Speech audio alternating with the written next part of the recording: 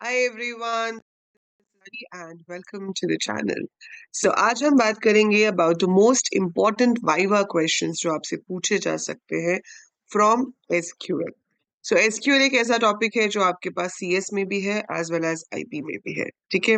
So चाहे आप CS student हो, आपके पास क्लास 12th में कंप्यूटर साइंस है, IP है और इनफैक्ट इवन IT भी है, इंफॉर्मेशन टेक्नोलॉजी, ठीक है? तो भी आपको एसक्यूएल और माई एसक्यूएल सिलेबस में है एंड आपसे इसके बारे में क्वेश्चंस पूछे भी जाते हैं। तो इवन आईटी है तब भी आपके लिए ये इंपॉर्टेंट है। सो सीएस हो, आईपी हो, आईटी हो, first thing which can be asked from you is what is SQL, है ना? जब एसक्यूएल का वाइवा है तो आपसे यही पूछ सकते हैं सबसे पहले तो कि बताइए एसक्यूएल की फुल फॉर्म क्या है, राइट? तो एसक्यूएल क्या होती है, एसक्यूएल की फुल फॉर्म क्या होती है? So SQL is your structured query language, ठीक है? तो एसक्यूएल क्या है? मेरी स्ट्रक्चर्ड क्वेरी लैंग्वेज है, ठीक है? ये इसकी फुल फॉर्म हो गई and it is used to query the database. तो इसकी हेल्प से हम डेटाबेस पे डिफरेंट डिफरेंट ऑपरेशंस परफॉर्म कर सकते हैं, राइट? अब एसक्यूएल के फीचर्स वो पूछ सकते हैं कि क्या एसक्यूएल एक प्रोग्रामिंग लैंग्वेज है? नहीं, SQL is a non procedural language. इसमें हम ये नहीं बताते कि काम कैसे करना है, हम ये बताते हैं क्या करना है। You want to show all the students जिनके मार्क्स 80 से ज्यादा है तो आप लिखोगे select star from student where marks greater than 80। I'm not writing the whole loop or I'm not telling how to open the table, how to fetch from there, how to check the condition. हम वो सब नहीं बता रहे, हम सिर्फ एक command लिख रहे हैं एक लाइन की और रिजल्ट आ जाता है। So it's non procedural and it is case insensitive. तो एसक्यूएल में स्मॉल में लिखो, कैपिटल में लिखो, इससे कोई फर्क नहीं पड़ता है। So small capital any how you right it, the command is same, ठीक है? ये इसके बेसिक फीचर्स हो गए। फिर आपसे पूछ सकते हैं कि डिफरेंस बताओ माई एसक्यूएल और एसक्यूएल में, how are they different? Now how are they different? SQL तो एक लैंग्वेज है जो कि माई एसक्यूएल में यूज होती है।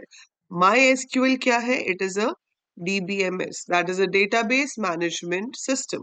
So it's a software which helps us to create a database, manage the database, manipulate the data, view the data and perform all necessary operations जो एक database के ऊपर perform हो सकते हैं। तो MySQL is an application software which comes under the category of DBMS, specifically बोले तो RDBMS, that is Relational Database Management System, जहां पे आपका डेटा tabular फॉर्म में स्टोर होता है। Where SQL is a general query language जो कि किसी भी डेटाबेस मैनेजमेंट सिस्टम पे काम कर सकती है। You can use it in Oracle, you can use it in MySQL, you can use it in MS Access, ठीक है? तो आप इसको किसी भी DBMS के ऊपर यूज कर सकते हो। It can be used on any of the backends, ठीक है? बैकएंड मतलब जहां पर हमारा डेटा स्टोर होता है, ठीक है? तो कहीं पे भी आपका एसक्यूएल काम करता है। My SQL is one of those database management system. ये क्लियर हो गया? अगर आपसे एग्जाम्पल्स पूछ लें डीबीएमएस के तो इसमें से आप कोई भी दो एग्जाम्पल्स दे सकते हो।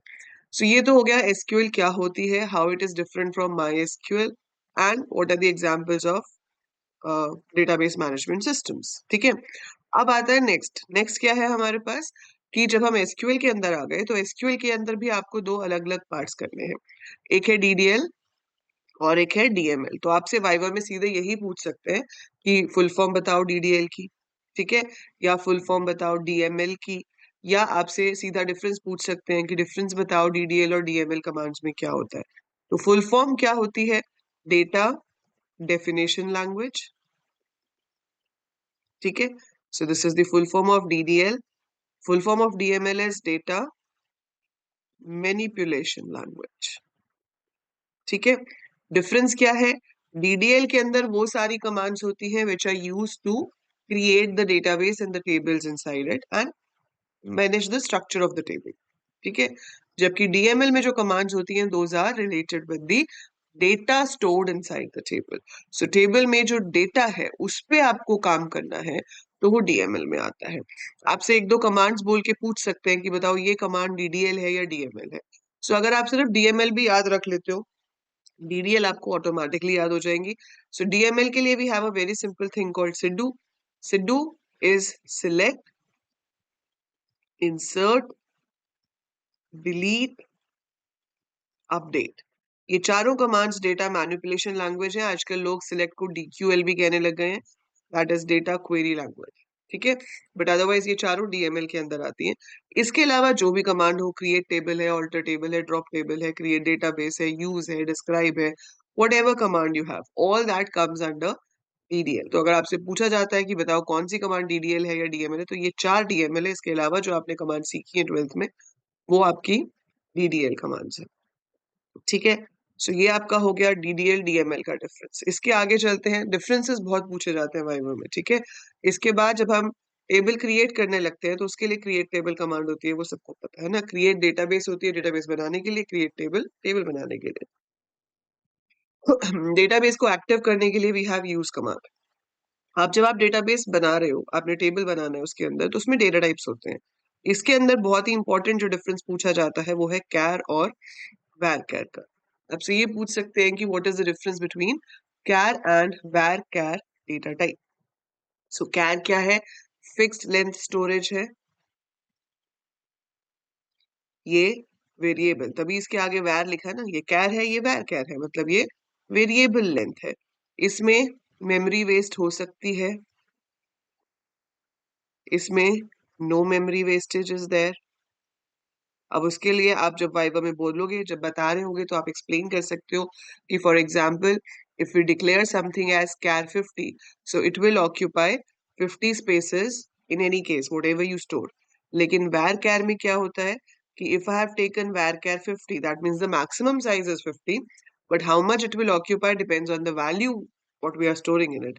जैसे कि अगर आप नेम ले रहे हो और मैंने नेम में स्टोर किया है अंजलि स्पेस लूथरा, ठीक है।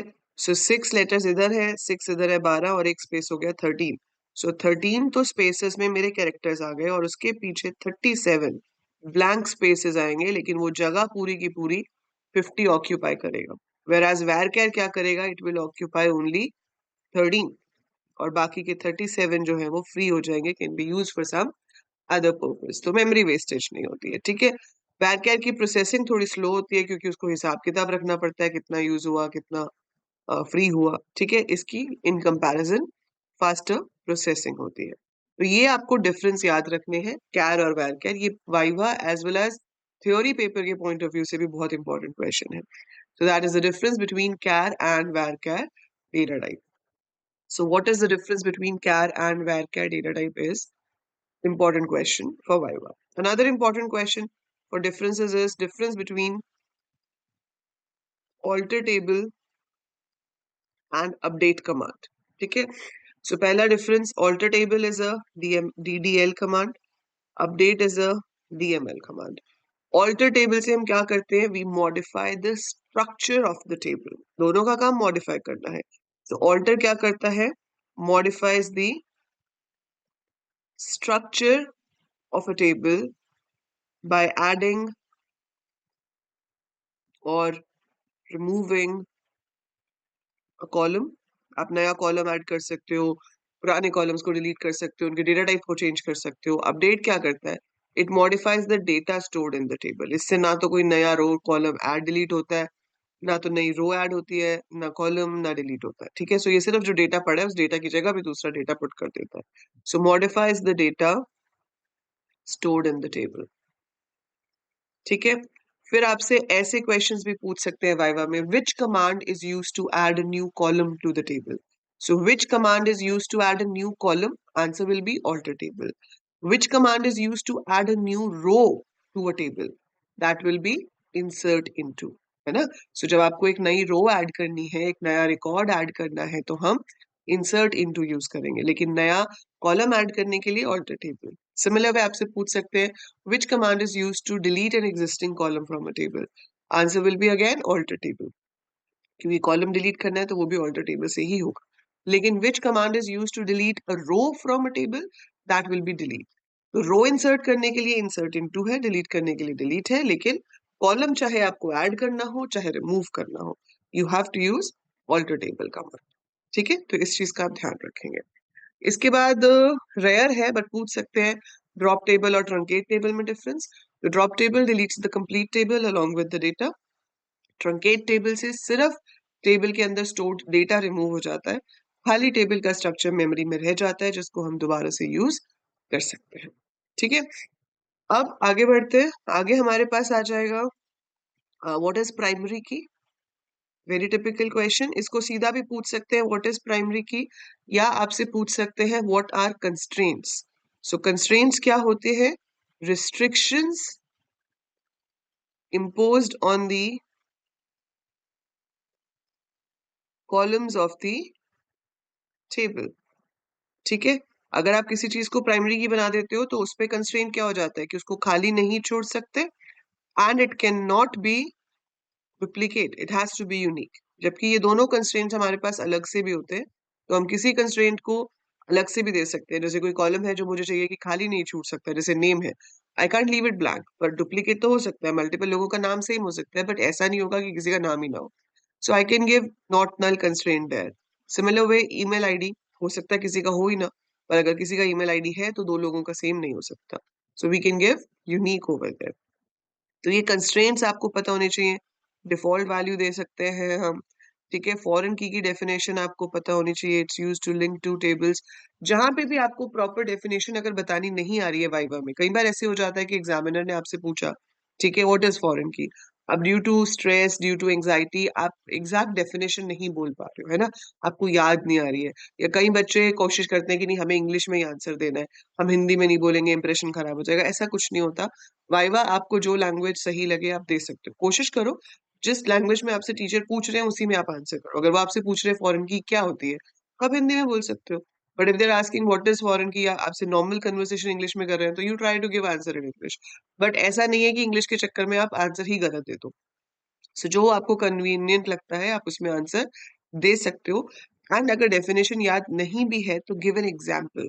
सो आपने जैसे लिखा कि फॉरेन की जो है it is use to link two tables, है ना, आप कैसे समझाओगे डिटेल में, तो आप बता सकते हो for example we have an employ table and a department table and we need to link them to see कि कौन सा एम्प्लॉय कौन से डिपार्टमेंट में जॉब कर रहा है, तो हम डिपार्टमेंट आईडी से लिंक कर सकते हैं। तो जो भी कॉमन एग्जाम्पल आपको याद हो वो आप देकर अपने आंसर को एक्सप्लेन कर सकते हैं। ठीक है, so that's how you should explain the answer. इसके बाद आपसे पूछा जा सकता है difference between order by and group by command.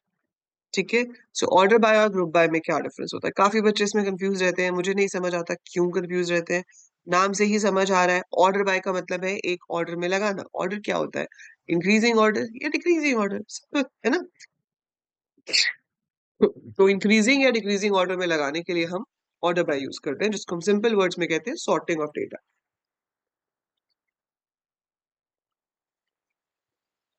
So order by का पर्पस क्या है? To sort the data in increasing और डिक्रीजिंग ऑर्डर। बाय डिफॉल्ट किस में सॉर्ट करता है? इंक्रीजिंग ऑर्डर में, जैसे हम असेंडिंग भी कहते हैं। ठीक है, असेंडिंग इज डिफॉल्ट। और अगर आपको डिसेंडिंग ऑर्डर में करना हो तो आपको लिखना पड़ता है ऑर्डर बाय कॉलम का नाम और फिर उसके आगे DESC। तो उसका क्या मतलब है कि we want to sort in decreasing order. ठीक है, जबकि ग्रुप बाय का रोल क्या है वो भी इसके नाम से पता चल रहा है, ग्रुप बाय। अगर एक कॉलम ऐसा है जिसमें मल्टीपल वैल्यूज रिपीटेड है और आप सेम वैल्यूज का एक ग्रुप बनाना चाहते हो, है ना, जैसे कि लैंग्वेज स्पोकन है, कुछ लोग इंग्लिश बोलते हैं, कुछ लोग हिंदी बोलते हैं, कुछ की मेन लैंग्वेज पंजाबी है, तो आप चाहते हो कि हर लैंग्वेज स्पोकन जितनी भी डिफरेंट डिफरेंट वैल्यूज है लैंग्वेज स्पोकन की, उनके अलग अलग ग्रुप्स बन जाए और फिर मुझे बताना है कि कितने लोग जो हैं वो कौन सी लैंग्वेज बोलते हैं। So I can write like select language comma count star from people, जो भी टेबल का नाम होगा, ठीक है, ग्रुप बाय लैंग्वेज। तो उससे क्या होगा, पहले आपके पास जहां जहां पे भी डिफरेंट डिफरेंट वैल्यूज है लैंग्वेज की उसके ग्रुप्स बन जाएंगे। फिर जितनी हिंदी वाली हैं उनका काउंट हो जाएगा, फिर जितने इंग्लिश वाले हैं उनका काउंट हो जाएगा, जितने पंजाबी वाले हैं उनका काउंट हो जाएगा, and we will get that displayed. So हमेशा याद रखेंगे जब भी आप ग्रुप बाय करेंगे तो जिस कॉलम पे आप ग्रुप बाय कर रहे हो वही कॉलम हम यहाँ फेच कर रहे होंगे, और उसके साथ any of your 5 aggregate functions can be used. ठीक है, ये भी पूछ सकते हैं आपसे वाइवा में, बताओ एग्रीगेट फंक्शंस क्या होते हैं और कौन से होते हैं। तो एग्रीगेट फंक्शंस क्या होते हैं? Which work on multiple rows and give a single value in result. तो जो मल्टीपल रोज पे काम करते हैं लेकिन हमें एक ही वैल्यू रिजल्ट में देते हैं, उन्हें हम एग्रीगेट फंक्शंस कहते हैं। और आपके पास 5 है, सम, मिन, max, average and count. Count के ऊपर एक क्वेश्चन बनता है, वो मैं आपसे भी पूछूंगी, बट अभी के लिए पहले ये हो गया हमारे पास 5। बिफोर वी मूव फर्दर, ये तो हो गया ऑर्डर बाय ग्रुप बाय का डिफरेंस। फिर आपसे वाइवा में पूछा जा सकता है what is the difference between where and having, या आपसे सीधा भी पूछ सकते हैं कि हैविंग किस लिए यूज होता है। ठीक है, so it could be asked कि आपका हैविंग किस लिए यूज होता है, या फिर आप डिफरेंस बताइए वेयर और हैविंग के बीच में। ठीक है, सो वेयर जो है that is use to check conditions on individual rows. तो वेयर से क्या होता है, it checks condition on individual rows. जबकि हैविंग क्या होता है, it checks condition on groups used with group by only. जब ग्रुप बाय नहीं है तो हम हैविंग भी यूज नहीं करते। Can be used in normal queries as well.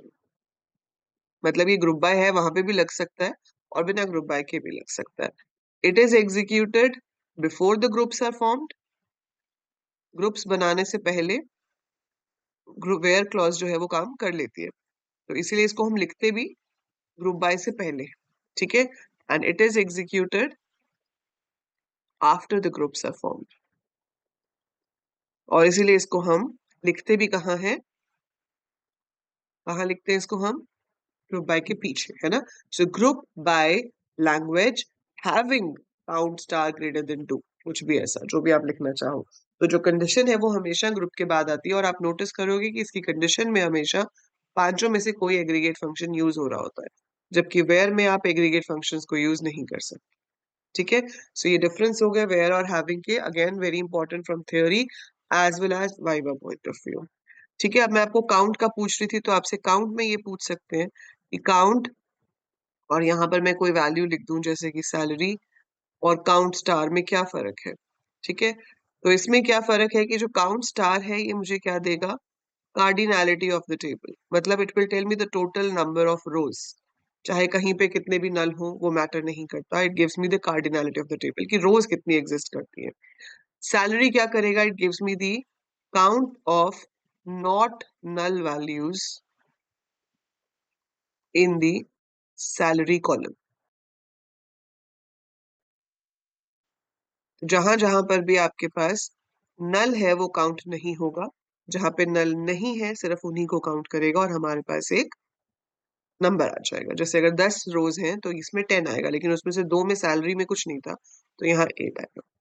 ठीक है, ये हो गया आपका ये चीज। इसके बाद आपसे पूछ सकते हैं लाइक किस लिए यूज होता है। तो लाइक किस लिए यूज होता है, पैटर्न मैचिंग के लिए। या आपसे सीधा ये नहीं पूछेंगे तो पूछ सकते हैं कि बताओ दोनों सिंबल्स को यूज करने में क्या डिफरेंस है।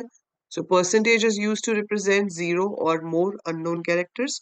जैसे आपको ये पता है कि नाम ए से शुरू होता है, तो हम ए परसेंटेज लिख देते हैं, the first letter is A, पीछे कुछ भी हो सकता है। अंडरस्कोर होता है सिंगल अननोन कैरेक्टर को रिप्रेजेंट करने के लिए, एक कैरेक्टर को रिप्रेजेंट करने के लिए अंडरस्कोर यूज होता है, जबकि मल्टीपल कैरेक्टर्स को रिप्रेजेंट करने के लिए परसेंटेज साइन यूज होता है। उसके बाद हमारे पास बहुत इंपॉर्टेंट आ जाते हैं जॉइंस। सो जॉइन पूछ सकते हैं आपसे क्या होता है। जॉइन से पहले आपके पास टर्म आती है कार्टेशियन प्रोडक्ट। कार्टेशियन प्रोडक्ट पूछ सकते हैं व्हाट इज इट। तो अगर हम दो टेबल से डेटा फेच कर रहे होते हैं और हम उनको लिंक करने की कोई कंडीशन नहीं देते, तो बनता है कार्टेशियन प्रोडक्ट। इसमें पूछ सकते हैं रोज कितनी होंगी कार्टेशियन प्रोडक्ट में। तो रोज कितनी होती है कार्टेशियन प्रोडक्ट में, रोज of first table multiplied by number of rose of second table. और अगर डिग्री पूछ ली जाती है, that is number of columns पूछ लिए जाते हैं, तो columns, number of columns in first table plus number of columns of second table. ठीक है, सो रोज हो गई आपकी कार्डिनैलिटी और नंबर ऑफ कॉलम्स हो गए आपके डिग्री। ठीक है, अब वो होता है कार्टेशियन प्रोडक्ट, लेकिन अगर हम कंडीशन दे देते हैं तो वो जॉइन बन जाता है। जॉइन बनाने के दो तरीके होते हैं। एक, आपने मान लो लिखा सिलेक्ट एम्प्लॉय का नाम चाहिए और डिपार्टमेंट का नाम चाहिए, ठीक है। From M comma department where M dot department ID is equal to dept dot department ID. तो ये क्या है मेरा इक्वी जॉइन, ठीक है। This is called equi join. और इसी चीज को करने का दूसरा तरीका क्या होता है, आप लिख सकते हो select E name comma D name from M natural join department, ठीक है। तो आपसे दोनों तरीके की क्वेरी लिखवा के भी देख सकते हैं, वहां पे पूछ सकते हैं कि इक्वी जॉइन और नेचुरल जॉइन में क्या डिफरेंस होता है। तो इक्वी जॉइन में हमें इक्वालिटी की कंडीशन देनी पड़ती है कि किन कॉलम्स के इक्वालिटी पे आप जो है वो दोनों कॉलम्स को मैच करके दोनों टेबल्स में से डेटा उठा रहे हो। सो हम उसमें अपना प्राइमरी की और फॉरेन की पे जो भी कंडीशन है वो देते हैं, एंड देन आपका डेटा फेच होके आता है। नेचुरल जॉइन में वो अपने आप देख लेता है कि कॉमन कॉलम कौन सा है, ऐसा कौन सा कॉलम है जो दोनों टेबल्स में है, पहले में भी है दूसरे में भी है, और उसी कॉलम में जहां पे भी सेम वैल्यूज होंगी उसके अकॉर्डिंगली वो ज्वाइन कर देता है, ठीक है। So that is the major difference between equi join and natural join.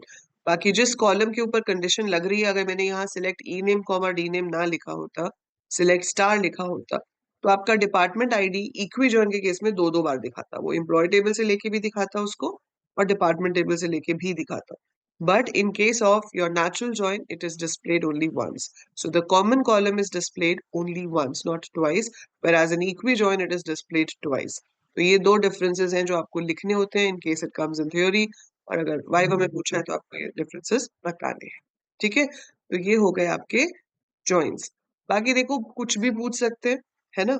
ये तो वो क्वेश्चंस हैं जो लाइक मोस्ट इंपॉर्टेंट वाले क्वेश्चंस हैं जो बार बार बार बार पूछे जाते हैं, मोस्टली स्टूडेंट से पूछे जाते हैं। बाकी भी लकी इनफ तो वो घुस जाएंगे अंदर, कुछ भी पूछ सकते हैं, फिर तो इन भी पूछ सकते हैं, बिटवीन भी पूछ सकते हैं। पूछने को तो ये भी पूछ सकते हैं कि आप एंड लिख के क्यों कंडीशंस को कंबाइन करते हो, और लिख के क्यों। These are very basic things, है ना। वेयर का क्या यूज है, तो वहां तक भी जा सकते हैं। तो आपको रिवाइज तो एक बार पूरा एसक्यूएल करना है, between in is null operator किस लिए होता है। सो कंप्लीट एसक्यूएल की प्लेलिस्ट चैनल पे है, ठीक है। आपको रिवाइज करना है, आप वन शॉट ऑफ एसक्यूएल से भी रिवाइज कर सकते हो। हमने अभी अभी क्रैश कोर्स में भी पूरा एसक्यूएल रिवाइज किया है। सो हार्डली 4-5 वीडियोस होंगी, आप वो 4-5 वीडियोस भी अगर पूरी देख लेते हो आपका पूरा एसक्यूएल अच्छे से रिवाइज हो जाएगा, ठीक है। सो ये सारी बेसिक बेसिक चीजें आपको पता होनी चाहिए, and that will help you to be confident in your viva and answer properly, ठीक है। जो आईपी के स्टूडेंट्स हैं उनको एक टॉपिक इस पूरी चीज के अलावा और प्रिपेयर करना पड़ेगा, वो है इंडिविजुअल रो फंक्शंस। सो इंडिविजुअल रो फंक्शंस का रोल क्या होता है, they work on one value, वो एक टाइम पे एक वैल्यू पे काम करते हैं। इसके अंदर आपकी तीन कैटेगरीज हैं, न्यूमेरिक फंक्शंस हैं आपको, स्ट्रिंग फंक्शंस हैं और डेट फंक्शंस हैं। तो इसके वन शॉट में मैंने ये सारे फंक्शंस आपको कराए हुए हैं। इसमें आपसे पूछ सकते हैं कि मिड क्या करता है, इन एसटीआर क्या करता है, लेफ्ट क्या करता है, ट्रिम का क्या रोल होता है। तो ये जितने भी फंक्शंस हैं इनके सिंटेक्स पता होने चाहिए आपको। They might give you a query on the paper, से पूछ लेंगे कि ये लिखा हुआ है इसका आउटपुट बताओ, जैसे मैंने लिख दिया सिलेक्ट लेफ्ट हेलो कॉमा 2, और मैं पूछती हूँ कि बताओ क्या प्रिंट होगा, तो इसका आंसर आएगा ही, ठीक है। या आपसे डायरेक्टली पूछ सकते हैं कि इन एसटीआर क्यों यूज होता है।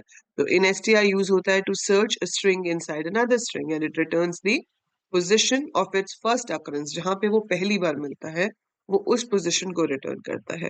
अगर आपकी वैल्यू मिली ही नहीं, उसमें है ही नहीं, तो वो जीरो रिटर्न करेगा, ठीक है। तो ये चीज हमेशा ध्यान रखनी है कि एसक्यूएल में स्ट्रिंग्स में फर्स्ट कैरेक्टर वन पोजीशन पे होता है, पाइथन में जीरो पे होता है, ठीक है, बट एसक्यूएल में it is at position one. तो जब आप मिड भी यूज करोगे तो आपको याद रखना है कि मिड में जो पोजीशंस हैं आपको वो 1 2 3 करके गिननी है, 0 1 2 3 करके नहीं गिननी, ठीक है। सो ये इंडिविजुअल रो फंक्शंस आप रिवाइज करेंगे क्योंकि आईपी में इंफॉर्मेटिक प्रैक्टिसेस में ये इंपॉर्टेंट चीज है, ठीक है।